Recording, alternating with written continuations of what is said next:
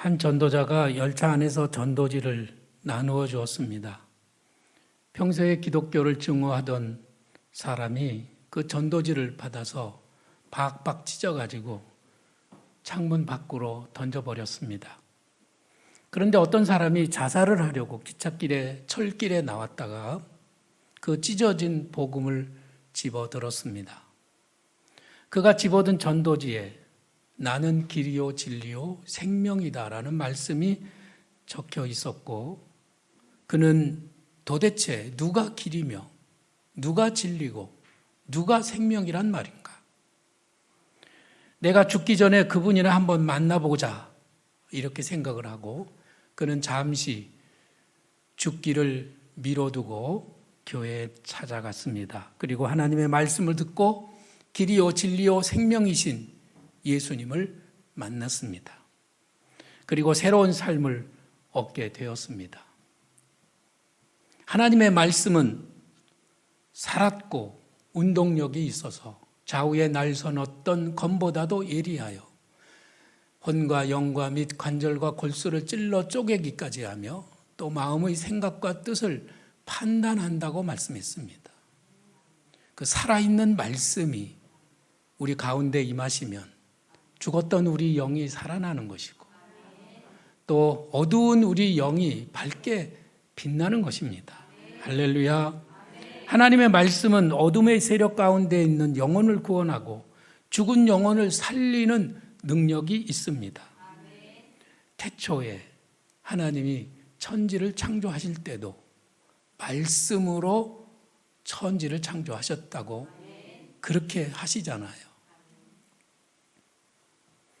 그때 세상은 땅이 혼돈하고 공허하며 흑암이 깊음 위에 있었다고 합니다. 맨 처음 하나님이 말씀으로 천지를 창조하시기 전에 이 세상은 어지러웠어요. 그리고 텅 비어 있었습니다. 그리고 깜깜했습니다. 이 흑암이 깊음 위에 있었다고 하는 것은 아주 짙은 어둠이었다는 뜻입니다. 혼돈은 모든 것이 뒤죽박죽 되어 있어서 아무것도 무엇이 무엇인지를 분간할 수 없는 지경이라는 말씀입니다. 우리의 인생이 바로 그렇다는 거예요. 하나님의 말씀이 들어오시기 전 우리의 삶, 예수님을 만나기 전 우리의 인생이 바로 이렇게 혼돈 가운데 있다는 것이고, 공허라고 하는 것은 무엇입니까? 텅 비었다는 뜻이잖아요. 많은 것을 손에 잡으려고 욕심을 부리면서 애를 썼지만 결국은 다 빠져나가고 아무것도 남지 않았다. 우리들은 그걸 늘 경험하잖아요. 그래서 허무하다고 말합니다. 헛되고 헛되며 헛되고 헛되니 모든 것이 헛되도다. 이것이 인생을 많이 산 지혜로운 사람들이 경험하는 것입니다. 일찍 일어나고 늦게 누우며 밤을 새워서 일을 해도 결국은 헛되다는 것이죠. 깊은 흑암입니다. 지독한 어두움. 이 강한 어두움은 센 힘입니다. 이 어두움은 우리를 강하게 붙들고 있죠. 미안하지만 저의 마음속에도 이 어둠의 세력이 있고 또 예수님을 믿는다고 하고 우리들이 빛 가운데로 나오고 또 하나님 안에서 성령 안에서 우리들이 찬양하고 예배를 드리는 성도들의 마음속에도 어둠의 세력은 여전히 있습니다. 어둠의 지배를 당하면 그는 빛을 싫어하게 됩니다. 그리고 긍정을 부정하며 또 사람을 미워하고 싸우며 용서하지 못하는 마음이 여기에 들어있는 겁니다. 그것이 바로 센 어둠이에요. 그렇게 어둠에 붙잡히게 되면 결국 말씀을 거역하게 되고 아무것도 모르면서도 자기는 옳다고 주장하고 그리고 자기를 고집하게 되는 것이죠. 그것이 의롭다고 생각합니다. 근데 놀라운 것은요, 우리들이 맞아요. 저는 혼돈 가운데 있어요. 맞아요. 저는 지금 공허합니다.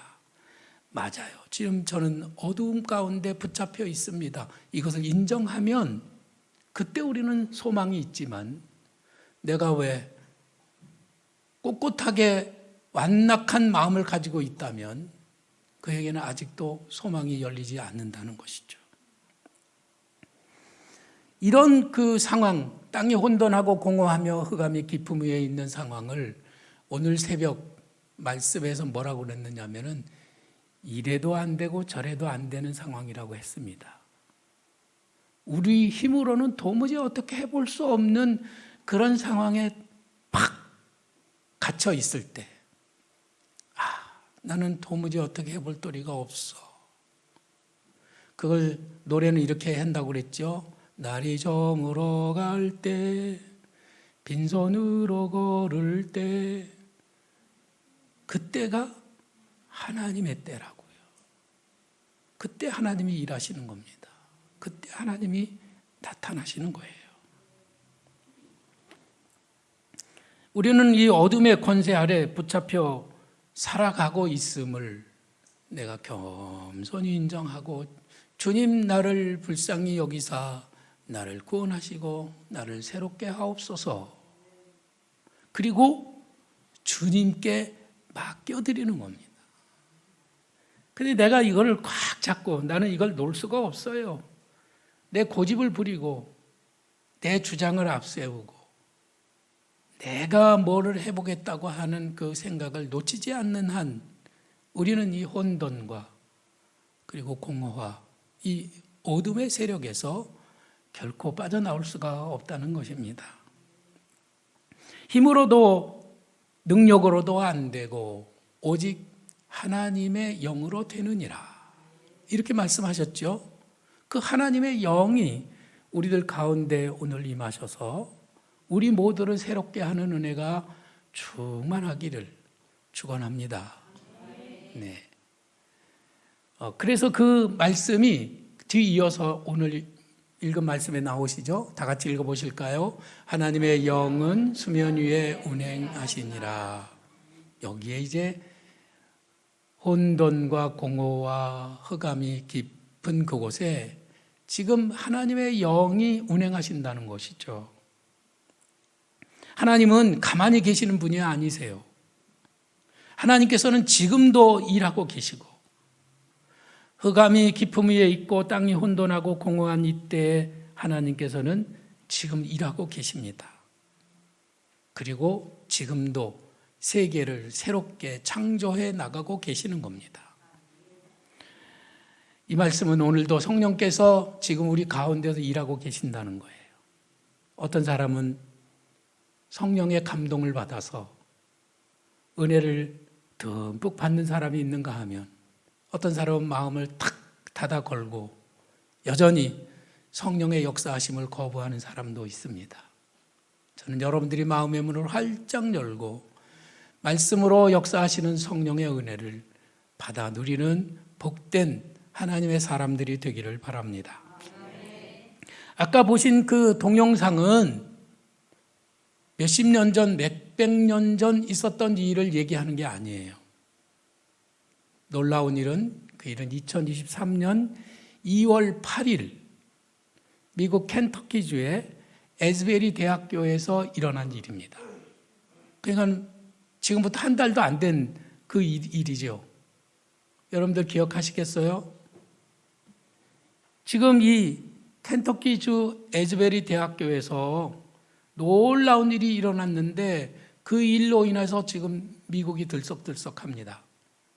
대학교 채플에서 예배가 끝나고 이제 마지막 정리하는 기도를 드리기 위해서 30명이 거기에 남았는데 그 30명 후에 성령이 임하셨습니다. 예배가 끝나고 다 가고 30명 남았는데 그들 가운데 성령이 말씀하셨어요. 너희들은 떠나지 말고 여기 머물러라. 그래서 그들은 하나님의 그 성령의 메시지를 듣고 그들이 어떻게 똑같이 그런 메시지를 들었는지 모르겠어요. 거기 계속 머물렀어요.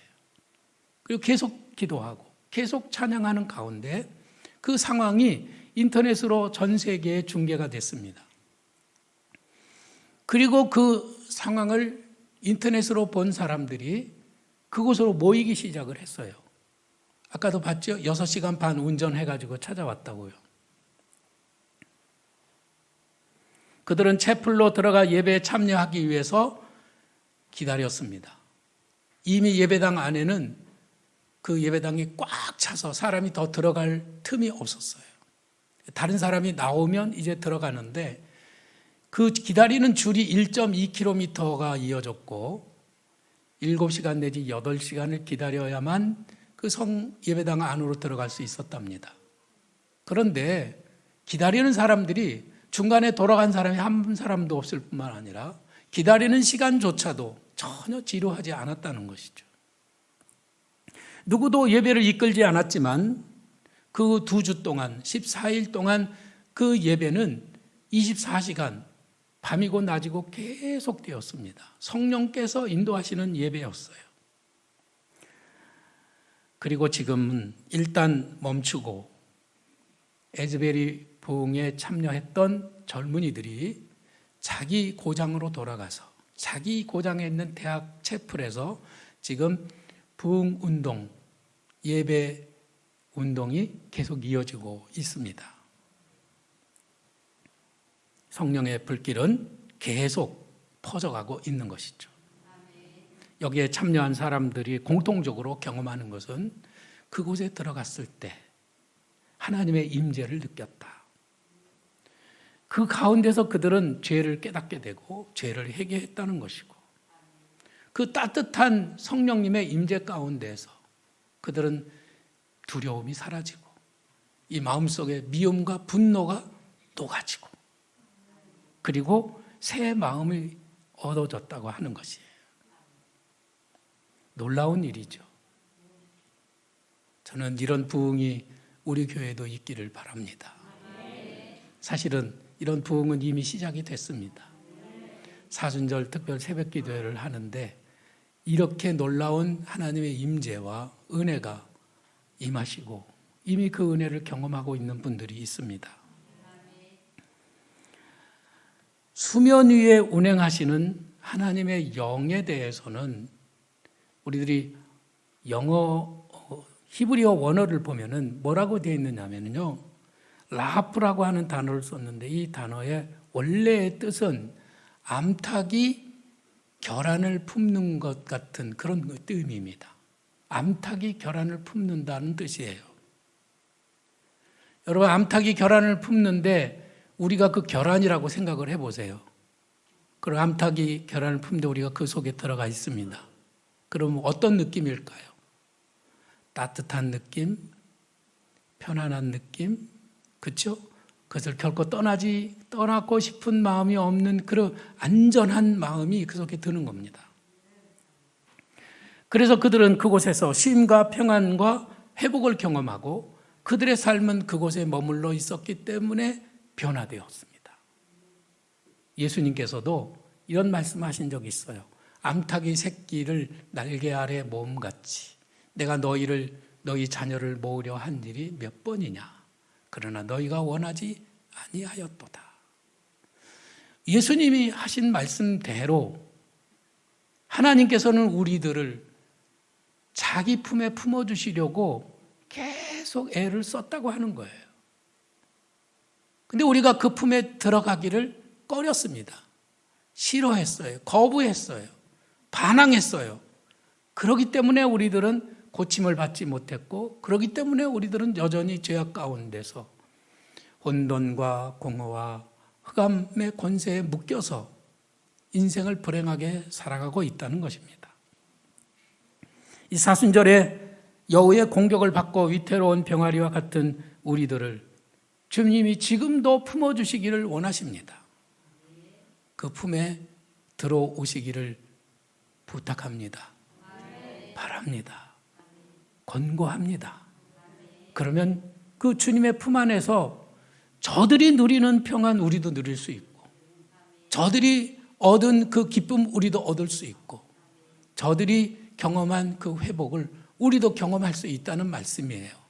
할렐루야. 그 은혜 안에 들어오기를 간절히 바랍니다. 저는 어느 날 하나님 앞에 이렇게 기도했던 적이 있습니다. 주님, 저를 좀 꼭 안아주세요. 그 안아달라고 하는 그 말이 나는 무슨 뜻인지 몰랐어요. 근데 지금 보니까 하나님의 영이 수면 위에 운행하셨다는 그 운행이라고 하는 단어가 그 안아준다는 뜻이잖아요.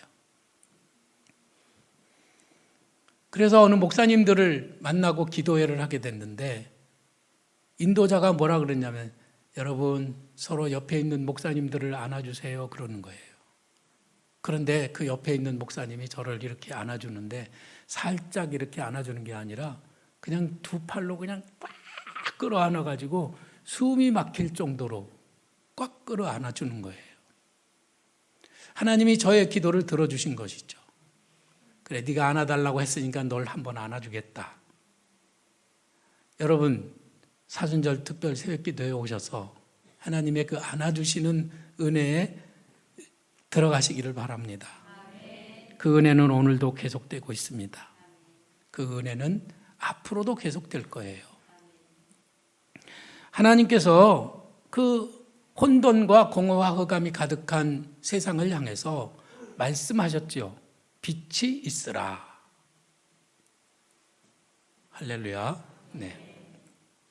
그랬더니 그 태초의 강력한 어둠의 세력이 물러가고 온 세상이 밝아지게 된 거예요. 전능하신 하나님께서는 오늘도 우리 가운데 말씀으로 선포하십니다. 빛이 있으라.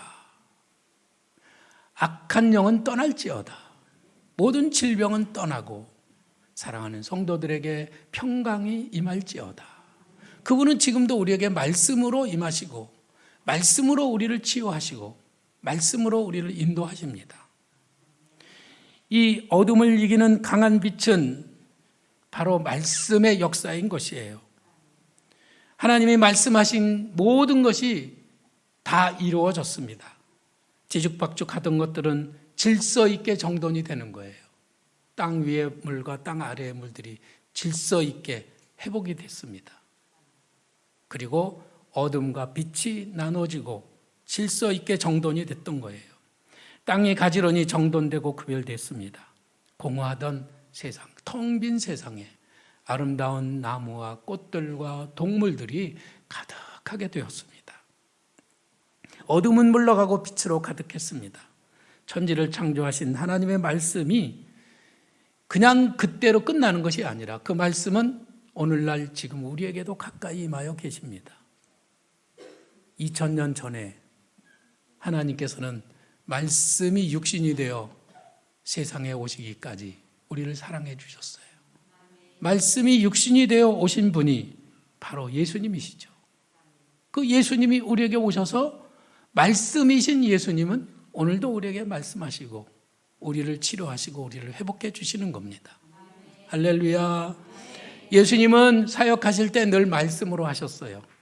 말씀으로 걷지 못하는 사람들은 일어나 걸으라 명령하셨고, 예수님은 눈먼 자를 다시 보게 하셨고, 말씀으로 나병 환자를 깨끗하게 하셨고, 말씀으로 바람과 바다를 잠잠하게 하셨고, 말씀으로 죽은 자를 살리기도 하셨습니다. 그 말씀, 그때 그 말씀이 제가 여러분들에게 전하는 말씀과 동일해요. 할렐루야. 똑같은 말씀이에요. 여러분들은 그 생명의 말씀을 듣기 위해서 오신 거잖아요. 그 말씀이 우리 귀에 들리고 우리의 영혼에 빛이 되어서 이 속에 있는 어둠의 세력을 물리치고 우리를 치유하시고 우리를 새롭게 하신다는 겁니다.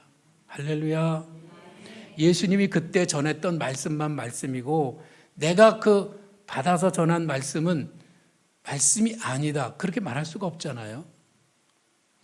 성경 말씀을 가지고 제가 그 말씀의 뜻대로 전하면 그것이 하나님의 말씀이라고 하는 것입니다. 어느 목사님의 간증이에요. 그분은 청년일 때 벌써 집사님이었습니다.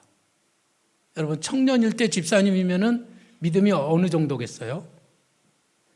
야, 청년인데 벌써 집사님이야. 대단하다. 그래서 결혼을 할 때 그 사모님은 그분의 뭐 다른 걸 하나도 보지 않고 벌써 집사가 됐다고 하는 거 하나 때문에 그와 결혼을 해서 덜커덕 했습니다. 결혼을 하고 그 남편은 날이면 날마다 술을 마셨습니다. 술자리에서 흥이 오르면 집으로 전화를 걸어가지고 여보 빨리 와! 술자리에 와서 친구들 앞에서 노래를 부르라는 거였어요. 성악가니까. 그러면 그 사모님은 남편이 오라고 하니까 거역할 수가 없어서 그 자리에 가서 친구들 앞에서 술자리에서 노래를 불렀습니다. 남편은 아내가 워낙에 착한 여자라고만 생각을 했어요. 그런데 어느 늦은 밤에 역시 술에 만취가 되어서 집에 들어왔는데 사모님은 방에서 앉아서 남편을 기다리면서 일기를 쓰다가 깜빡 잠이 들었습니다. 그래서 그 술주정뱅이 남편이 일기장을 보게 되었어요. 남이 일기 쓰다 놓고 있으면 보고 싶어요? 안 보고 싶어요? 일기장이니까 보지 말아야지. 되게 그러시나요? 이 남편이 일기를 보게 되었는데 이렇게 써 있었습니다. 나는 오늘도 버스를 타고 수유리로 갔다. 시골길을 하염없이 걸으면서 오늘도 역시 여김없이 죽음을 생각했다. 약을 먹고 죽을까? 아니면 손목을 그어 죽을까? 그러나 그것은 내가 취할 길이 아님을 다시 한번 확인하고 되돌아왔다. 나를 살리기 위해 십자가에서 돌아가신 주님께서 주님의 뜻을 위해 나에게 주신 남편이기에 나는 사랑해야만 한다. 나는 할 수 없지만 주님께서 사랑하라 명령하셨으므로 나는 사랑해야만 한다. 주님 도와주세요. 나의 약함을. 주님께서 나를 잘 아시잖아요. 그렇게 써 있었어요. 일기장에 쓴 글을 읽고 정신이 번쩍 들었습니다. 늘 그저 천사만 같다고 생각했던 아내가 날마다 죽음을 생각하고 있다는 사실에 충격을 받았습니다. 그리고 그는 가슴 속에서 큰 북소리를 들었습니다. 울림이 있었어요. 아내를 통해서 하나님의 그 아가페의 사랑, 끝없는 하나님의 사랑을 경험하게 되었습니다. 그날 이후로 그의 삶은 달라졌습니다. 어떤 목사님이냐 하면은 그 목사님이 바로 이재철 목사님이에요. 그 사모님이 혼돈과 공허와 흑암이 깊은 상황에서 하루도 견디기 어려웠지만 말씀이신 예수님, 그분을 굳게 붙잡았기 때문에 하루하루를 견딜 수 있었던 것입니다. 그리고 끝내 승리한 것입니다. 그의 운명이 바뀐 겁니다. 이것이 빛 대신 말씀의 역사요. 말씀으로 임하시는 우리 예수님의 은혜요, 능력인 것입니다. 힘으로도 안 되고 능력으로도 안 되고 오직 하나님의 영으로 되는 겁니다. 말씀이 하시는 일이에요. 그 예수님을 붙드는 여러분들이 되기를 바랍니다. 그 말씀은 오늘도 여전히 우리에게 말씀하고 계십니다. 그 말씀의 역사는 우리들 가운데도 계속되고 있습니다. 그 말씀을 듣고 겸손히 순종하면 우리는 살 것이고 진노를 피할 수 있지만 그 말씀을 들었으면서도 무시해버리면 그때 우리는 죽는 거예요. 그때는 끝입니다. 소망이 없습니다. 유다 나라가 위태위태할 때 요시야 왕은 성전을 수리하라고 명령했습니다. 성전을 수리하는 중에 그는 율법책을 발견했는데 그 율법책을 읽고 그는 옷을 찢으면서 회개했습니다. 우리 조상들이 이 말씀을 듣지 않아서 여호와께서 내리신 진노가 크도다. 그러면서 옷을 찢으면서 통곡을 했어요. 그때 하나님이 그의 겸비한 태도를 귀하게 보시고 그를 사랑하사 진노를 거두셨다는 거 아니에요? 같은 시대 그 요시야 왕의 아들인 다른 왕이 있었습니다. 여호야김은 선지자 예레미야가 전하는 하나님의 말씀이 적힌 두루마리를 읽고 나면은 그 읽은 부분을 면도칼로 쭉쭉 찢어서 화로불에 던졌습니다. 그는 하나님의 말씀을 듣지 않았어요. 그는 나라를 망하게 한 패역한 왕으로 기록이 되었습니다. 말씀을 거역하는 것은 가장 어리석은 거예요. 그러나 말씀을 듣고 그 말씀에 복종하는 것은 가장 복된 것입니다. 그래서 성경이 이렇게 말씀하셨죠. 다 같이 오늘 너희가 그의 음성을 듣거든 경노하시게 것 같이 너의 마음을 완고하게 하지 말라. 성령의 품 안에 머물기 원하십니까?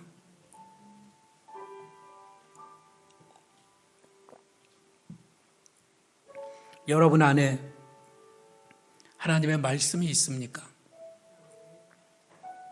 여러분의 심령에 예수가 살아계십니까?